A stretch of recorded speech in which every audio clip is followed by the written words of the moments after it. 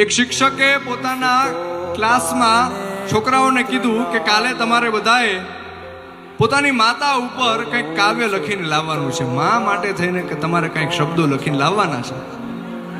બધાએ છોકરાઓ બીજા દિવસે પોતાની નોટમાં પોતપોતાની રીતના કંઈક કાવ્ય લખીને લાવ્યા, કોઈ કંઈક શબ્દો લખીને લાવ્યા.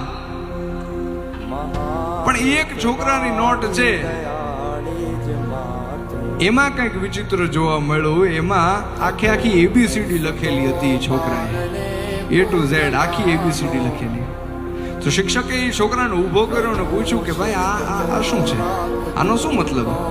અને ત્યારે એ છોકરાએ જવાબ આપ્યો કે મને ભાષા શીખવાડનાર, મને બોલતા શીખવાડનાર મારી મા માટે થઈને હું શું લખી શકું, એટલે મેં આખી એબીસીડી લખી દીધી છે. મારી માને જેમ ગમશે એમ એ શબ્દો ગોઠવીને એની રીતના જોઈ લેશે. આ મા દીકરાના સંબંધની વાત છે. એ દલપતરામે પોતાના કાવ્યની અંદર લખી. કેવી રીતના કે હતો હું સુતો પારણે પુત્ર નાનો, રડું છેક તો રાખતું કોણ છાનો, મને દુખી દેખી દુખી કોણ થાતું,